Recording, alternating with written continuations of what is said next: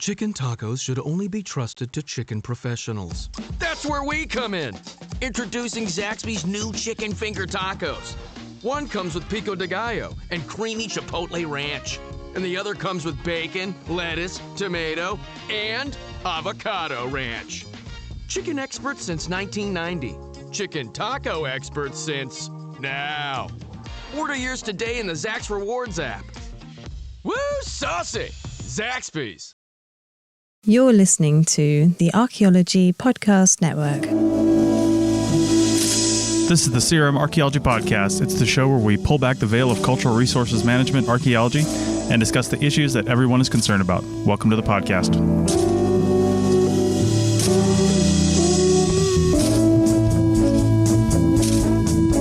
Hello and welcome to the CRM Archaeology Podcast, episode 290. I am your fill-in host, Andrew Kinkella, and hanging out with me today is Doug.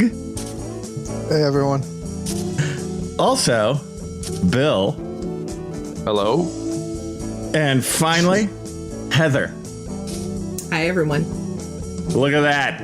And today we are going to discuss unions in CRM archaeology. And I think that's a really interesting topic. I can see arguments on both sides. I hope that this episode gets heated because I think it would be fun. I think we have a swath of opinions here, I think, on unions in general. But I would like to open it up to you guys just in terms of, who wants to start just talking about unions in CRM. I know that there's recently been some unionization movements in CRM. Who would like to go from there? I mean, I can talk about it from someone who's working at the University of California system, but maybe not from CRM. Yeah, shoot.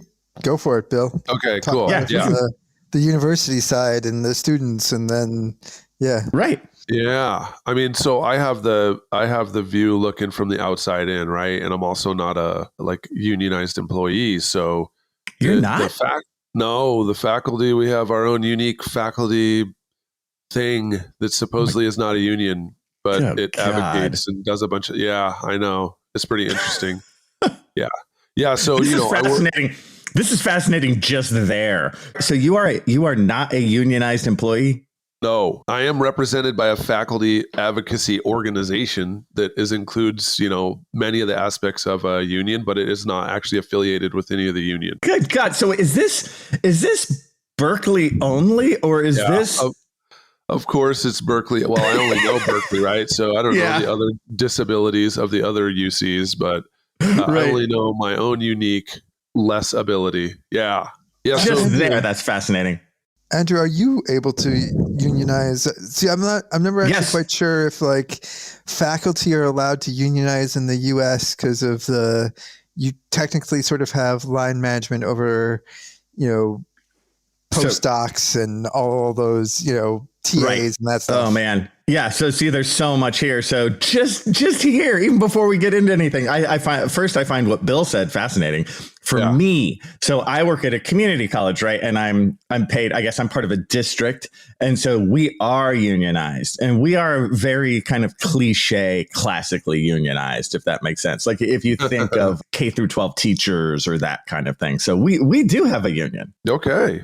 Right on. Yeah. Well then, So I want to compare, notes, right? I don't know if the UC faculty ever were unionized. I'm not sure. So I know we're represented by our own faculty group, and I don't really know any which way, right? Because I worked in CRM my whole career until I worked at Cal. So I don't know what it's like to actually have union representation. As someone who's pragmatic, I'm one of the people who falls on the spectrum of it could be good. It could also be awful, right? Mm-hmm. Just like everyone who was like, if I finish my job and I work in the tech industry, it'll be part of this new remarkable industry where I'll never get laid off and I'll be an omnipotent Lord. And it's like, no, now you see, it comes in waves, right?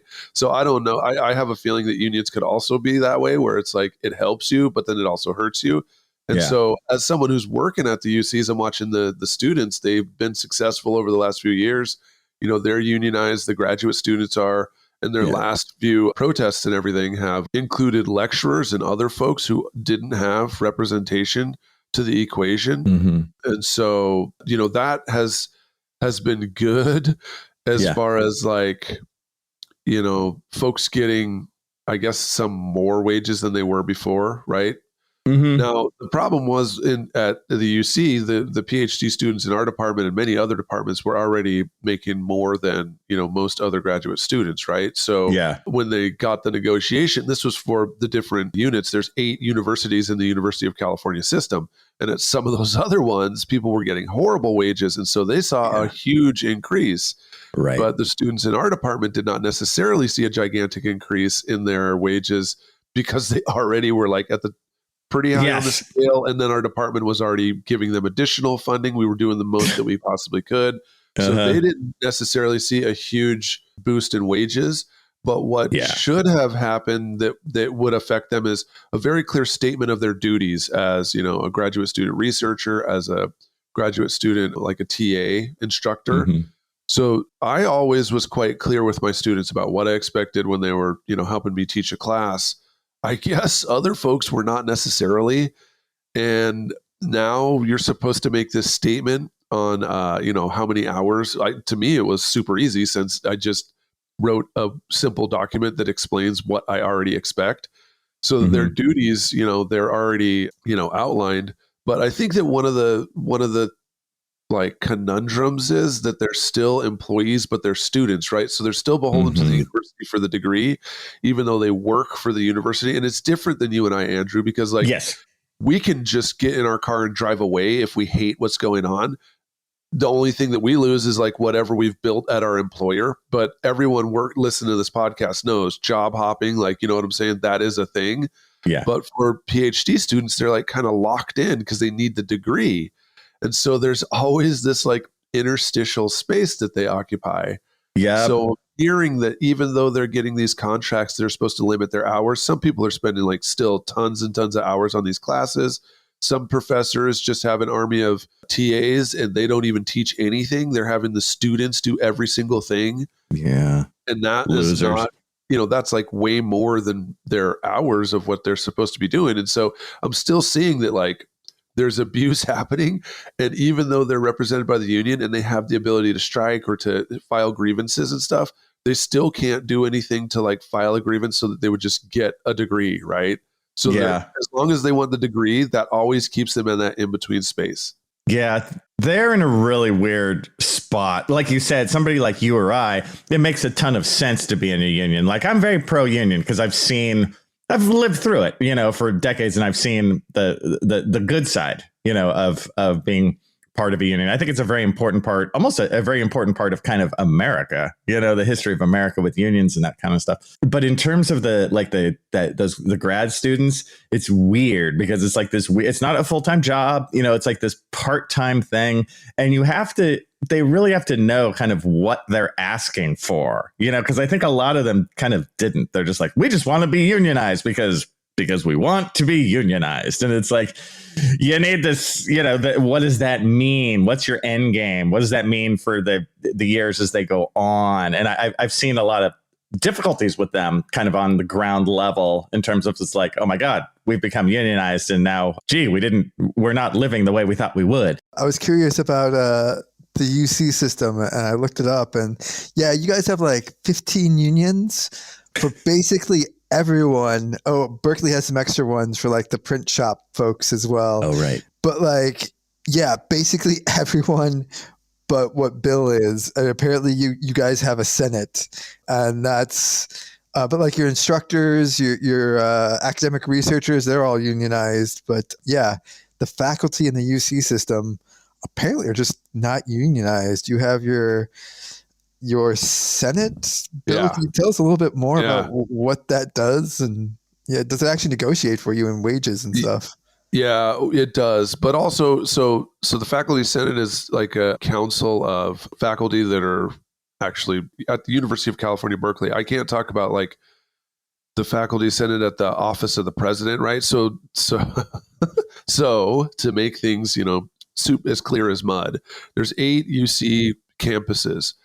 At UC Berkeley, we have a faculty senate that represents the concerns of faculty. There's also Office of the President and a higher level organization that's like a confederation composed of administrators and professors from all the UCs that serve and do similar functions as they do at the campus level, but for all the campuses. And that office is in Oakland, right? So there's like, it's as a professor, you just think of these multiple different like shadow organizations. Then you just see these emails that come out of nowhere and you're like, wait a minute, so where is this in the hierarchy? Like, basically, how important is this and how much should I listen to it? It's never easy to figure out here at UC, but the faculty senate is the one who, I mean, they have many different functions. I'm not going to list them all here, but they have like, they are the ones who ultimately review your tenure cases and promotions. They're the ones who review like when someone's asking for more money for a lab, like if that's justified, right? But they also advocate for our benefits and they also advocate for our wages, right? So they've done, as far as I'm concerned, a relatively good job as far as providing pathways for equity as far as pay in the UCs.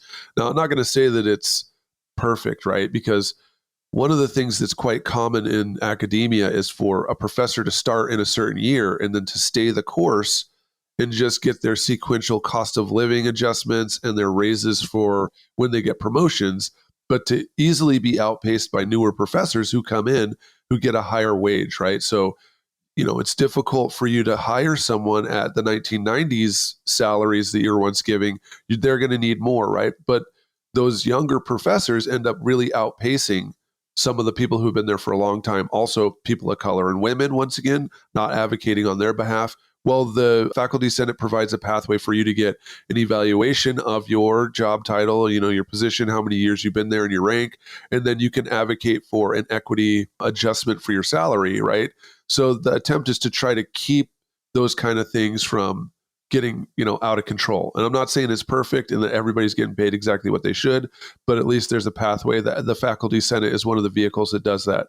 Also, when it comes to curriculum, deciding what is taught and how it's taught, and if it's an official class and everything, there's a subcommittee of the faculty senate that looks over all the applications for classes, right?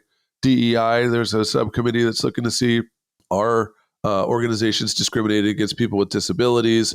Are the departments not hiring people of color? Are they not reviewing people's cases in an even way? Like that's what it does. So it's not the same as a union per se, right? Like I don't see where they'll tell us that we could strike. We're free to strike or do whatever we want in a lot of ways, right? Like if we want to support students, we could just close down class and be like, that's right, we're doing solidarity. Oh, actually, we cannot close down class, but we could decide that we're going to change the evaluation system or our meeting spaces so that essentially, the class is essentially paused, right? And that's not a violation. So yeah, I mean, it's complicated on what we can and can't do, but that's what the faculty senate does at UC Berkeley. God, you guys just need a union. It's so much easier. Like for us, there's just a pay scale and it's based on like degree and number of years in, and anyone could look it up. You're like, oh, you're this far over on the columns and this far down on the list because you've done it this many years. You know what I mean? It's very straightforward.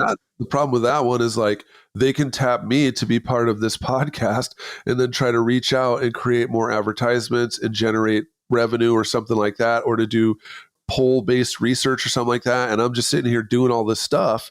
Meanwhile, you're just chilling out surfing and you've been there longer than me and you're just getting more money, right? So like, who's kicking ass, who's writing books, who's getting grants versus like, who's just been here a long time.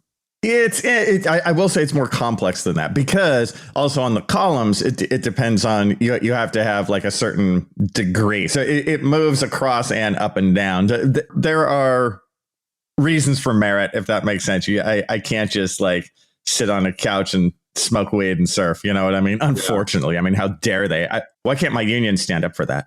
Well, I mean, I guess you could always research that and then research couches and research weed, and then you could probably put them together. Yeah, but actually, Andrew, do you actually even need to do research as working at a community college? Do you have like a certain research output requirements and stuff like that? The short answer is no. The longer answer is as you go to get tenure, it depends on what you say you're gonna do. Like in your tenure packet, like when you first get hired, it's like, hey, in order to get tenure, you're gonna do these 5 things. You know what I mean? And it may or may not include research, depending on what your discipline is and stuff. I would say it usually does to a degree, like in archaeology or something. But no, once you get tenure, like I'm not tied to like, oh my God, I have to run an archaeology project every year. I do, just because it's part of the classes I teach, but I don't have to ultimately like publish in journals or something. No, Yeah. So, and part of your continuing your merit and like standing at UC Berkeley, you also have to continue doing research, or like, if you're an artist or a dancer, you have to continue performing or organizing performances. You can't just sit there. Otherwise you'll miss your merit increases. You'll miss opportunities for promotion. And ultimately they'll be like, I don't know how long you would have to go before they finally were like, you need to move on. But I do know that eventually they would be like, you're just dead weight. Mm-hmm. For us on our side, it's all about teaching, right? Because we have to remember that like my teaching load is I have to teach 5 classes minimum per semester, so that's the rub. That's the difference. Yeah. And also the rub of UC Berkeley is that is minimized. Mm-hmm. Yeah.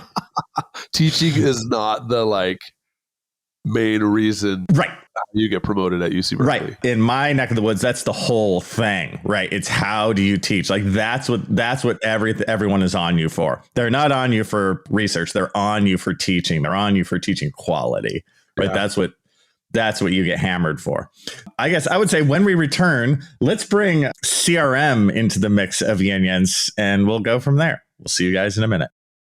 Back to school savings are officially in session at Tanger Outlets. Shop the latest school styles with an extra 25% off during Tanger Style, our biggest sale of the season, now through August 25th. Plan your trip at tanger.com. Introducing Zaxby's new chicken finger tacos. One with pico and creamy chipotle ranch, and the other with bacon and avocado ranch. Chicken expert since 1990. Taco expert since now. Woo, saucy! Zaxby's. Shop Plato's Closet tax-free August 2nd through 4th for back-to-school styles. We sell the trendy, gently used styles you need to make a difference in the world and in your wallet for back-to-school shopping. Save up to 70% off regular retail prices by choosing recycled styles. Save even more when you shop tax-free this weekend. Make a change that others can respect and repeat. Shop Plato's Closet in North Charleston and West Ashley this year for your back-to-school looks. Plato's Closet, located in West Ashley on Sam Rittenberg Boulevard and North Charleston on Rivers Avenue.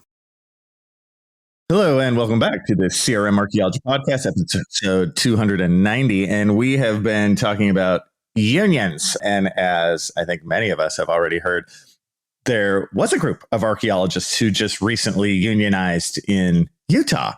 And, what does that really mean? What are the long-term ramifications of this choice? That's something we want to get into. And I know, Doug, I was wondering if you could explain to us some of the more overarching rules and laws of how unionization works. Yeah, so I guess a sort of personal comment on that, and this goes back to what you guys were mentioning earlier about how some of the grad students unionized but didn't really see a lot of effect or change.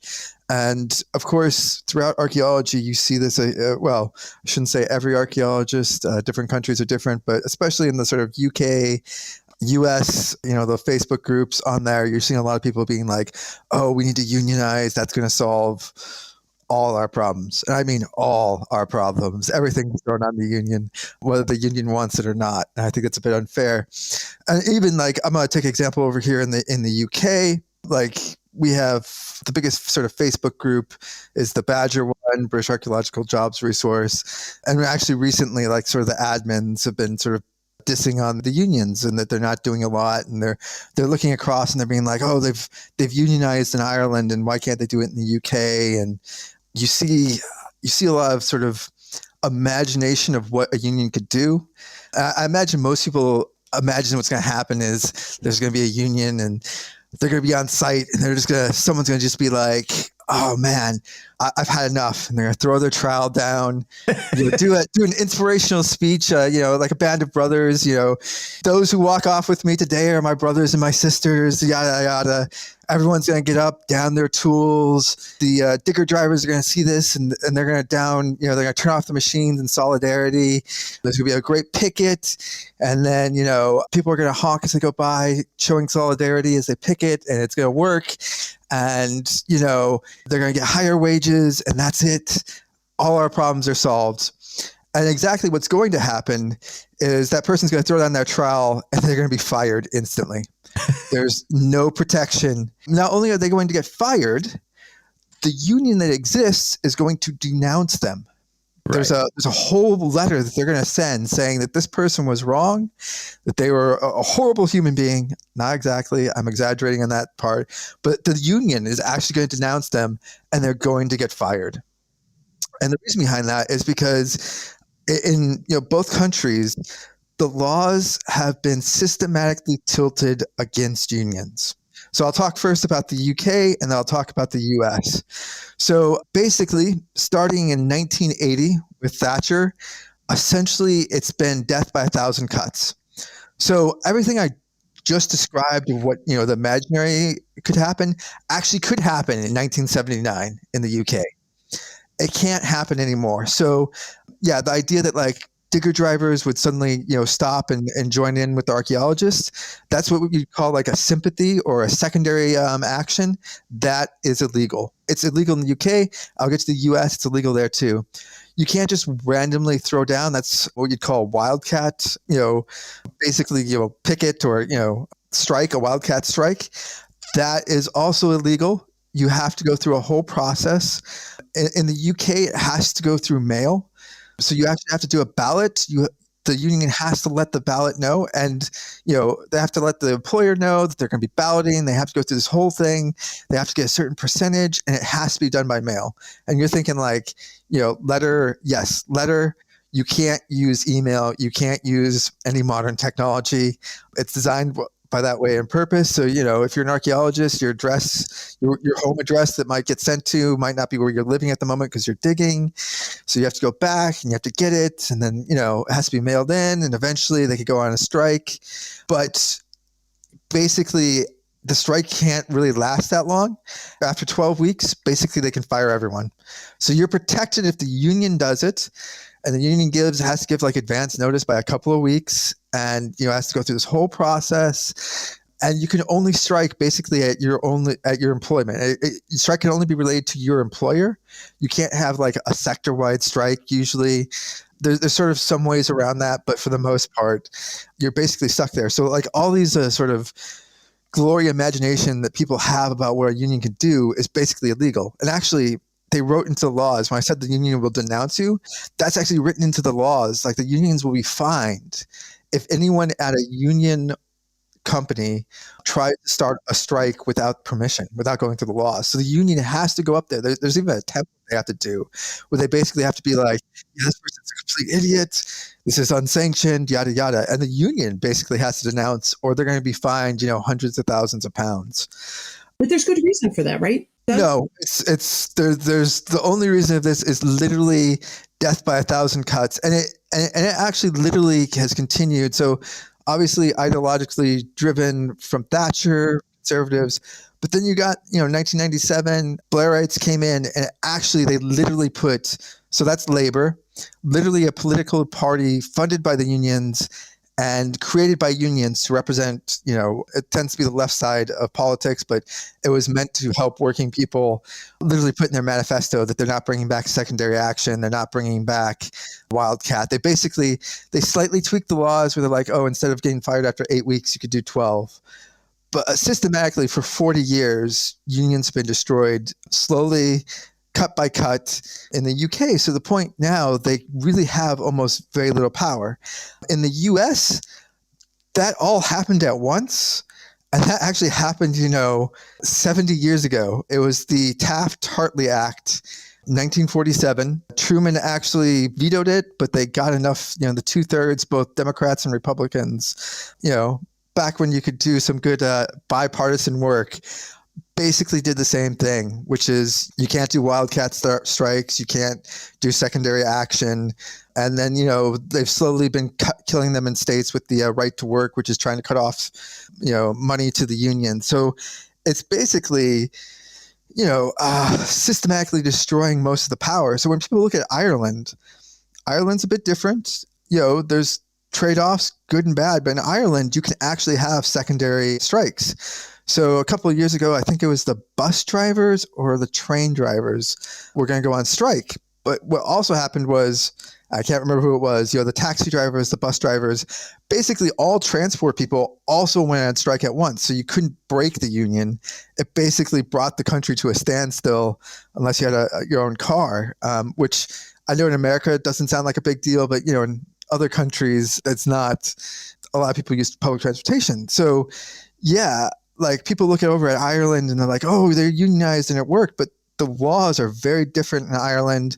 Unions are actually written into the Constitution thanks to their support of the Irish independence. There's historical reasons for that, but basically you're talking different laws. And so people sort of have this idea of what unions could be. Actually, what they have are ideas of what unions used to be and what the power they used to have. And I honestly, if archaeologists are really interested in changing how they work, they really need to think about changing the laws. I'm thinking of the movie The Mission. I don't know if anyone, this is, I think, late 1970s, early 1980s, Robert De Niro, Jesuit priests in the middle of the Amazon. But there's a line, I'm going to get it wrong, but basically the two of the priests are talking and, one of them's like, oh, the world is thus, and we need to live in the world and work in the world, or something like that. And then the cardinal's like, well, we made this world this way. And he's like, oh, actually, I made this world this way. And that's the same sort of thing. So if people want unions to matter and they want to be able to change things, they have to go after the laws, which are a bit bigger than archaeology. But yeah, if they want to work in the UK, if you want to work in the US, or pretty much most countries, you have to be able to change the laws so that unions actually have the ability to make a change. Most of them, are actually limited now, where you can only sort of strike only related to your work and your one company. So you can't drive things up. And so if there's the thing, if you drive up the prices of wages in one company, eventually it will cause the company to fail. And unions, there's a quote from I can't believe I'm going to quote the Cato Institute, but, you have to read both sides. But they said something like, unions will push companies to the edge, but they'll never push them over. And yeah, if you want to have unions powerful, you actually have to allow them to do roaming strikes as well, being able to go to companies that don't have a unionized workforce and be able to picket them. That's illegal in both countries. And if you could do that, you have a much better chance of actually changing things. But at the moment, the laws are such that you're basically kind of screwed. Sorry, on that happy note, I see Bill has his hand up. Well, no, I have a question on wages, right? Because I think that people can handle all those limitations as long as unionization will increase wages and benefits. So do they? Do they? Well, so that's the thing is years ago, when I was at university undergrad, they came over, one of the unions, they were trying to unionize, well, they were going against one of the catering companies, Sodexo, I think it was at the time, or MR, or one of those companies, one of the big three. And I had really interesting conversations because the guy was, an organizer. And basically, unions work really well in the old model of factories where, if you're an owner, you invested a ton of money in a factory. There's a lot of equipment. You can raise the prices. There's a barrier to entry to starting a factory. Lots of capital, all this stuff. So you could push things up because the company wasn't about to get rid of all their investment. But now with international trade, basically they moved them all to Honduras for apparel. China took everything, so you're able to outsource and basically kill a lot of the unions. So unions work fairly well in certain circumstances where you can't just sort of outsource and move around. And in archaeology, it's really tough because essentially Bill will remember, Stephen, Heather and Andrew. I don't remember if did you cross over with Stephen? Yeah, I did. I did not. Okay. Yeah, I remember him. Yeah, Stephen had a great saying where, in archaeology, he called it the 2 men, a truck, and a shovel. And that's basically the capital that's required to start an archaeology firm in the United States. And actually, in the UK, you don't even need the truck, and you probably don't even need the second person in either thing. It's a man, a truck, and a shovel, or a woman, or they, We're going to be modern on this, on however they want to identify in their gender, but basically a person and a shovel. And if you're in the US, a truck, but anywhere else, probably not. And that's your barrier to entry. So, if you raise wages at one company, which is the only thing a union can legally do, eventually the work's going to go somewhere else. And anyone else, with a shovel and a truck can basically take that work for cheaper. And so unless you allow unions to be able to go picket that person, that truck, which you can't currently do in either of those countries, you're not able to enforce it. So, unions will basically have a sort of a ceiling of how much they could push wages up, unless you're pushing up wages for everyone. And you have to push them up across the sector, and you have to be able to do it in a way where you can't outsource that work to somewhere else. And that, when I say outsource, that could just be to another company in the same state. Not necessarily, outsourcing and where we think like sending it to China and stuff like that. So you really do have to kind of, think about changing the laws so that unions could be effective. And there's a way to basically stop, that, be able to have a sector-wide impact. Because at the moment, unions are basically limited to wherever company is unionized. They can only strike related to that. They can only negotiate related to that. And that's a real limit, because you basically have union busting and all sorts of stuff that basically keeps it out of other companies. And then it's a circular. It's basically people see like, oh, there's a union, but they haven't done anything. They haven't raised wages. So I'm not going to join a union. And then, it goes in a circle where they can't break out. And it takes a lot of work for a union basically to get in there, raise wages, get enough people convinced at other companies to join, and then push it up. And then, it just takes so much work. Yeah. That doesn't happen. It's basically the laws are structured to make that way. So it's killing unions or, making people disillusioned, because you basically see every country, unions peaked in 1980 in the UK, and across every single field, every discipline, union membership has gone down. And that's because they basically killed their ability to have a wider impact. Yes, it is that death by 1,000 cuts. I've experienced that personally. Like over time, they're weakening unions over time. Yeah. Sorry, guys. I realize I've just taken like 15 minutes on like a whole spiel of laws and various things. So I'll throw it around to everyone else. Yeah. Doug, this is the first time, not that I ever have an issue with your rants, but I really think this is one of your most valuable rants, because I mean, obviously you know a lot about this area, and I appreciate it, because I really didn't know quite a bit of that background. Yeah, and I hate myself for agreeing with Heather. Okay, like I agree, Doug. This is complex stuff. We have this recorded. It needed 15 minutes. It needed 15. We have this recorded. Yeah, I know. Yeah, you guys agree? Yes. Oh, damn it. Oh man, play this. Oh my God! Wait, I gotta push stop. Yeah, wait. We'll be back. Maybe. Introducing Zaxby's new chicken finger tacos. One with pico and creamy chipotle ranch, and the other with bacon and avocado ranch. Chicken expert since 1990. Taco expert since now. Woo, saucy! Zaxby's. Shop Plato's Closet tax-free August 2nd through 4th for back-to-school styles. We sell the trendy, gently used styles you need to make a difference in the world and in your wallet for back-to-school shopping. Save up to 70% off regular retail prices by choosing recycled styles. Save even more when you shop tax-free this weekend. Make a change that others can respect and repeat. Shop Plato's Closet in North Charleston and West Ashley this year for your back-to-school looks. Plato's Closet, located in West Ashley on Sam Rittenberg Boulevard and North Charleston on Rivers Avenue. Back to school savings are officially in session at Tanger Outlets. Shop the latest school styles with an extra 25% off during Tanger Style, our biggest sale of the season, now through August 25th. Plan your trip at tanger.com. Hello and welcome back to the CRM Archaeology Podcast, episode 290. And we are wrapping up our scintillating discussion on unions. And Heather, I know that you have been waiting to say some stuff. So what's up?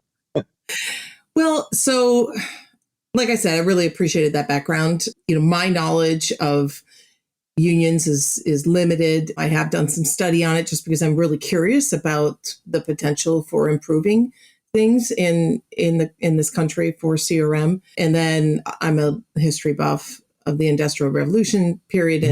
And so, I understand the unions from the beginning of it in this country. But, Doug said one thing that really resonated with me, and that is if people want unions to work, they're going to have to go and go deeper than just fighting for a union. They're going to have to fight for the laws to actually make the union be an entity or a option that is actually going to help. Totally. And so I actually think with that same mindset, that rather than doing that, and not that it could, maybe it's a twofold, right? Maybe people can work on that, but that's going to take an area where you're diving into, changing laws that, that's what this country is based on, is people fighting for changing laws. And it's what's wonderful about America. So that is, I'm not saying that we shouldn't do that, but in the interim, there should be another avenue, I think. And that is fighting to improve the conditions within CRM as it is. And it is happening now. It's happening because of some situations that have nothing to do with CRM. It's really pushed and driven the pay up. But I think that rather than having people come up the ranks and be warriors for the union, how about we bring people and come up the ranks to be warriors for creating CRM companies that treat people right and that are providing opportunities for people that work in these CRM companies. This concept that, which I think is really prevalent, especially with people that are just starting. And unfortunately, it's because of social media, because of some things that they're told when they're in school. And that is that, the managers don't care. I'm a manager, and my focus, it always goes down to one thing. Yes, I love archaeology, but my focus is to make the lives of the people that work for the company that I work for better, and to make sure that, and I'm always, am I always working on trying to build business, and I'm trying to make sure that we are staying on our budgets? Yes. Why? Because I want to make sure that the people that work and I have any kind of influence over have a job. So, everything is based on that. And my desire is that people can make as much as they possibly can. There's, that is my ambition, but it's not just about, let's just give everybody $100 an hour. There are so many other aspects that you have to look at it from the business perspective, from the business side. And I think that people that are starting off in this business, you really have to, it's going to do you well long-term to really understand the business side, but it's also going to keep things from being so frustrating to you if you understand the business side of CRM. And I think that it can't just be, I think the CRM companies that don't do well and the ones that are always trying to undercut everybody and pay them terrible wages, it comes down to one thing. They're horrible managers. They're not good managers. And they obviously do not, and I'm actually not going to apologize, because if you're listening, you're one of those, you deserve to hear this. You are not a very good archaeologist either. You're not producing quality, because if you were producing quality, then customers would be willing to pay that. And then people will argue, well, wait a minute. They don't really care. They just want to check a box so that they can move on. Yeah, but your job as a manager is to show the client that the quality of archaeology, now I'm talking about quality, not just in, you dig a hole really well or you do really good analysis. That's not all. It's you understand the regulatory environment and you know how to usher your client through that process. And that is where the quality is. And so there's a lot of CRM, companies that are not savvy enough to do that. And so what they do is they're just trying to do quantity instead of quality. And if you do quality, and it takes some time. The first step is you have to produce quality. You have to get your company to a point where you are capable of producing quality. Second, you need to sell your client on that. And that's going to take a strong personality. It's not some, person who just wants to do analysis in the laboratory. We need people like that. But you're going to have a seller and a doer to promote this avenue. And if you promote this avenue, you sell your client on why it's important, that quality is important, that defensible products are important, and that you have the regulatory understanding and savvy to get them through the process. Then you sell them on quality. They're willing to pay for quality. And now that's how you're able to bring up the wages. In the meantime, I think you should be paying people good wages anyway, because part of business is not you're going to make money right out the bat. I mean, it takes years to be making good money in any business. So this concept that I'm going to have to pay my people, a pittance so that the company can continue to make money. That's, if you're starting a business, you should assume you're not going to be making money for the first couple of years. So anyway, I kind of just went on a rant, but yeah, no, and I'm hoping that this, students who move through this unionization movement and the folks who unionize in those other offices, I first of all commend them, because that isn't easy to try to bring back this old thing that was so important in U.S. history that has been eviscerated, as Doug was just telling us, over the years. So I am hoping that folks can get that going, remember, think about what Doug was saying, like strengthen those laws and everything. Because Heather, you were just basically talking about folks who run CRM companies being ethical and caring. And you end up being like part of the 1%, Heather, because I've worked for these companies. They don't give a rat's ass. They don't care if people break. They don't care if we starve. They don't care about really anything except for just making their small amount of money. Destroy them. Well, the sad thing is those ones have grown to be the most powerful in the whole country. And that's just all there is to it.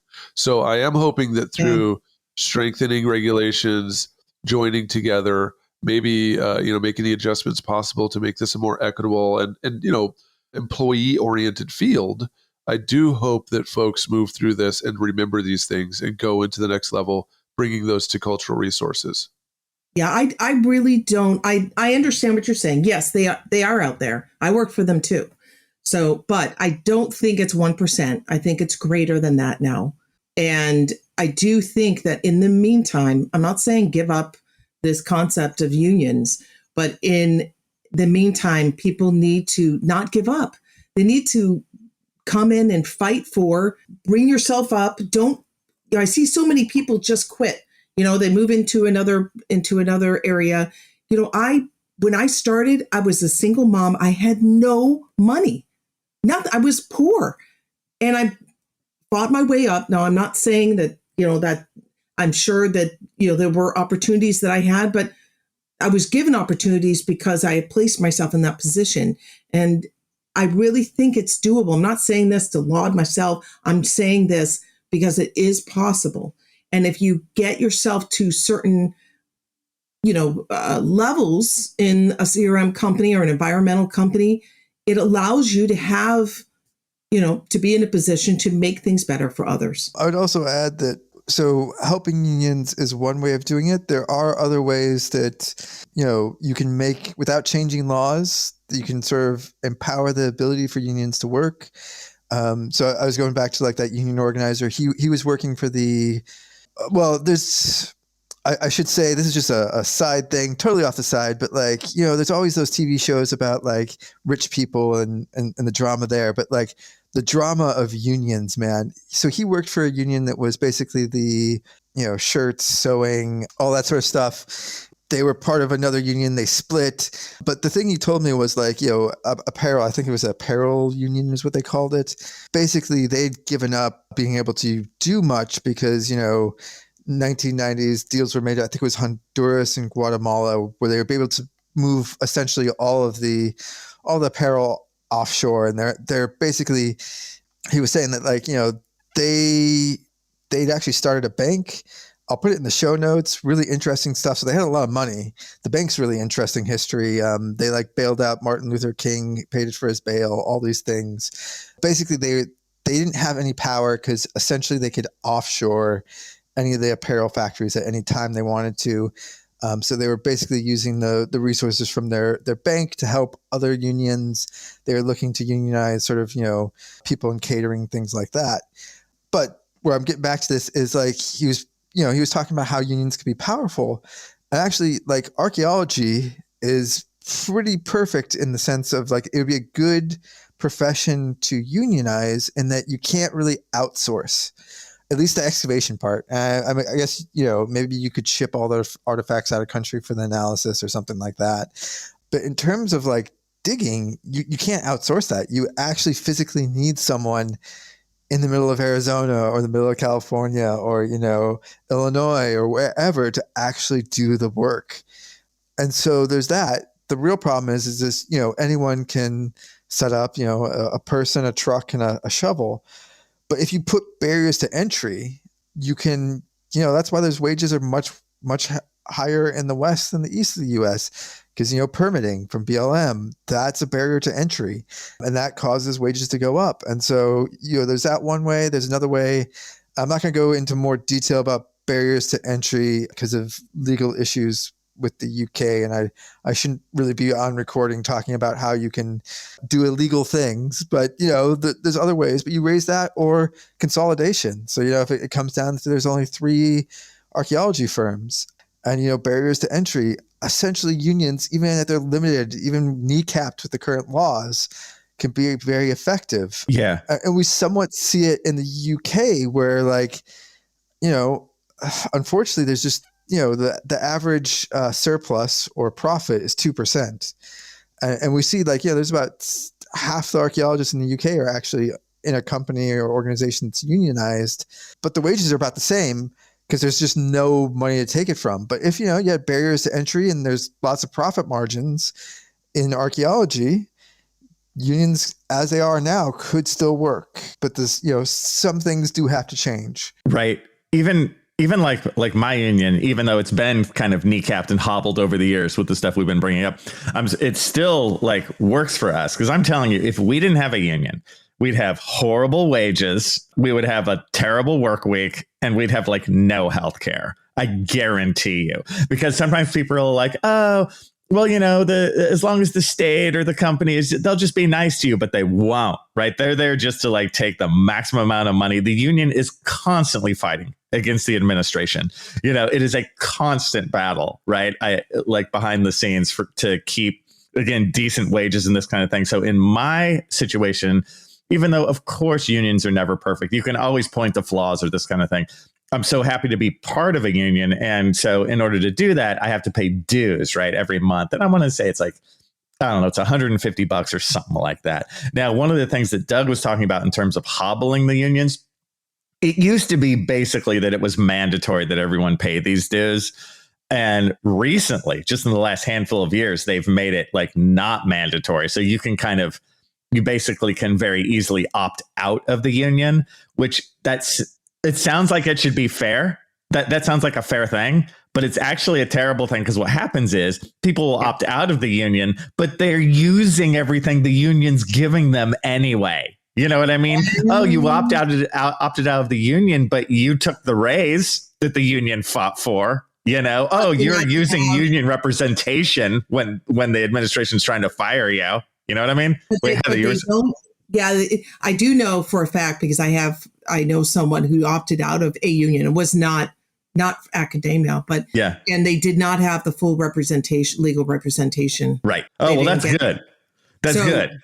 Yeah, there are some things they don't get, and sometimes it could be the one thing you really need. Yeah, I think it's the world's stupidest thing in my situation to opt out of the union. It's like, what are you doing for basically what is a pittance? You get, so much. And it's funny. People don't realize behind the scenes I'm sure this is exactly the same for K through 12, all that, where, like, the administration is constantly nickeling and diming you constantly. And the union is, like, the only shield, that's there.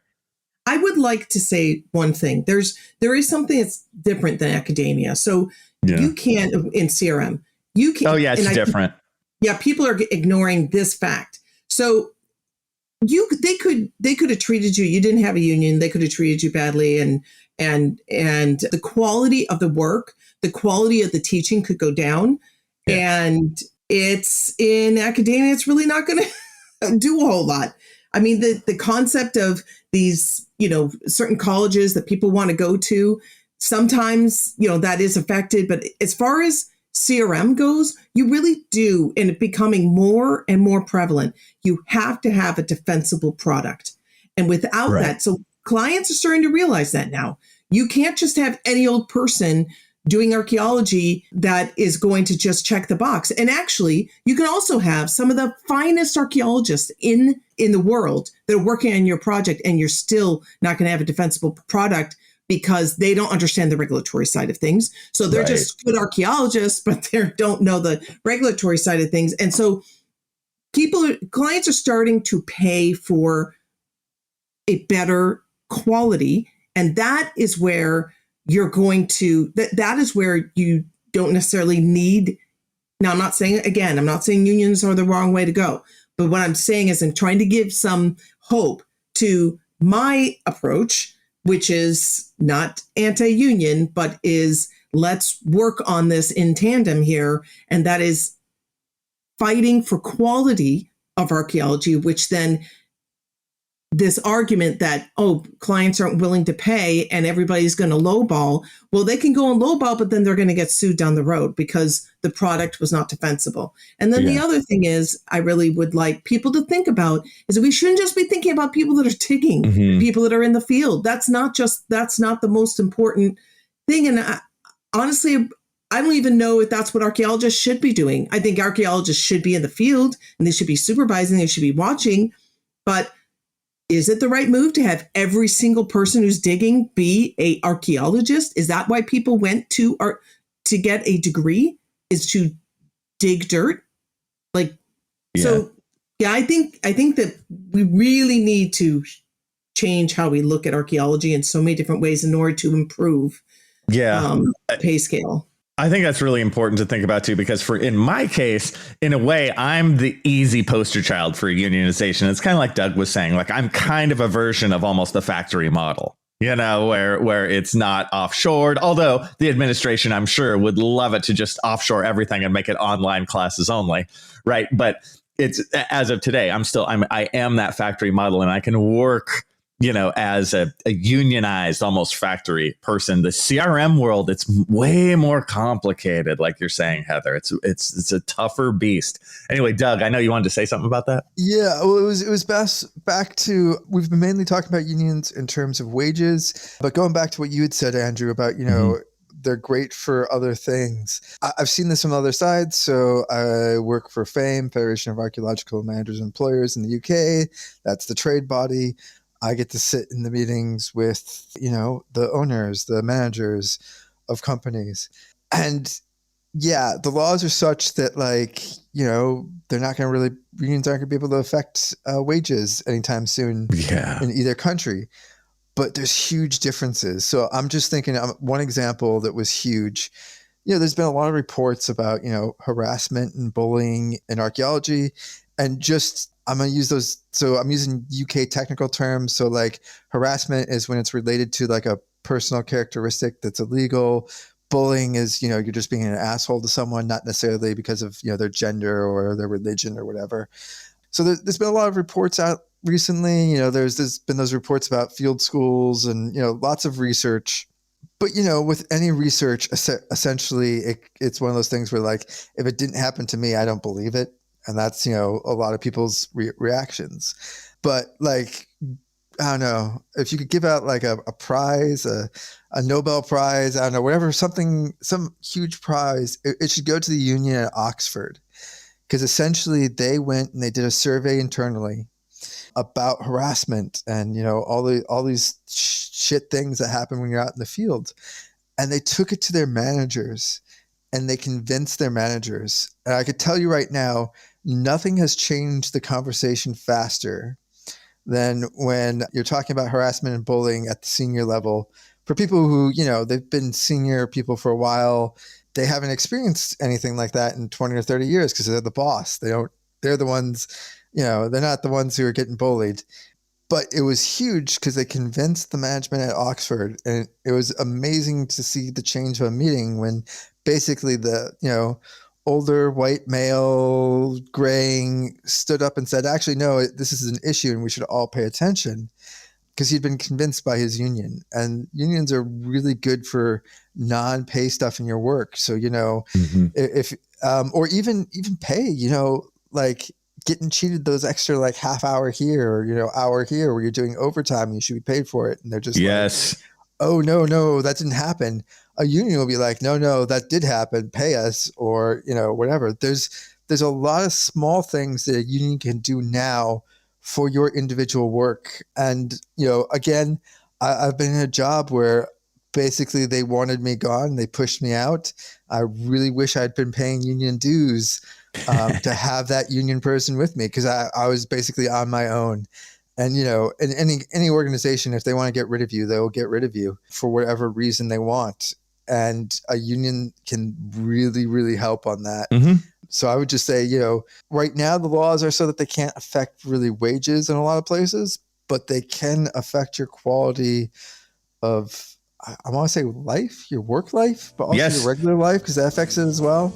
There's a bunch of fringe benefits, and in my case, they do affect wages on top of that. But with that, we got to get out of here. It was a fun topic. I think an interesting topic. I'm always into talking about unions. I could still go on forever on this. But with that, we will see you guys next time. And I guess as Chris says, Chris, that guy who used to be a part of this? Used to? What does his voice sound like? I don't know. Anyway, with that, we'll see you guys later. That's it for another episode of the CRM Archaeology Podcast. Links to some of the items mentioned on the show are in the show notes for this podcast, which can be found at www.arcpodnet.com/CRMArcPodcast. Please comment and share anywhere you see the show. If you'd like us to answer a question on a future episode, email us. Use the contact form on the website, or just email chris@archaeologypodcastnetwork.com. Support the show and the network at arcpodnet.com/members. Get some swag and extra content while you're there. Send us show suggestions and interview suggestions. We want this to be a resource for field technicians everywhere, and we want to know what you want to know about. Thanks to everyone for joining me this week. Thanks also to the listeners for tuning in, and we'll see you in the field. Goodbye. See you later. Bye-bye. Bye. Change the laws. Take it easy, everyone.